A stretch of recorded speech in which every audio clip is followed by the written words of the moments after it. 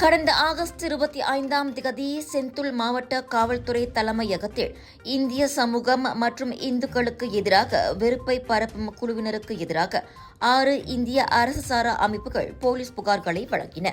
கடந்த வாரம் சமூக ஊடக தளமான டிக்டாக்கில் தொடர்ச்சியான நேரடி அமர்வுகளில் மலேசியாவில் தங்களை இந்தியர்கள் என்று குறிப்பிடும் தமிழர்கள் விபச்சாரிகளாக இருந்த தாய்மார்களுக்கு பிறந்தவர்கள் என்று கூறி இந்தியர்கள் பயனற்றவர்கள், வீடற்றவர்கள், தைரியம் இல்லாதவர்கள், விபச்சாரிகளாகவே இருந்தால் நல்லது என்ற கலந்துரையாடல் தொடர்பாக இந்த புகார்கள் எழுந்துள்ளன. இந்திய சமூகத்தை களங்கப்படுத்தும் குழுவை களைவதற்கான வழிகளை கண்டறிய மாய்கா இளைஞர்கள் அதன் வழக்கறிஞர்களுடன் இந்த விவகாரத்தை பற்றி விவாதிக்கும் என கூட்டரசு பிரதேச மாய்கா இளைஞரணி தலைவர் எஸ். சிவசங்கர் கூறினார். இந்த செயலை செய்பவர்கள் யார் அல்லது அவர்களின் நோக்கம் என்ன என்பது தங்களுக்கு தெரியாது. இந்திய சமூகம் இங்கு சிறுபான்மையினராக இருக்கின்றோம். இவர்கள் முரண்பாட்டை உருவாக்கி நம்மை சிறுமைப்படுத்த விரும்புகிறார்கள்.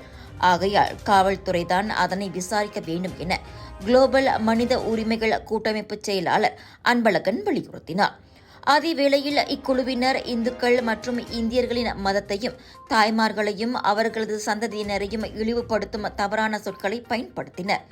எல்லை மீறிய செயலை செய்த அவர்கள் மீது கடும் நடவடிக்கை எடுக்க வேண்டும் என்று மலேசிய இந்து சங்கத்தின் துணை செயலாளர் மகேந்திரனும் தெரிவித்தார்.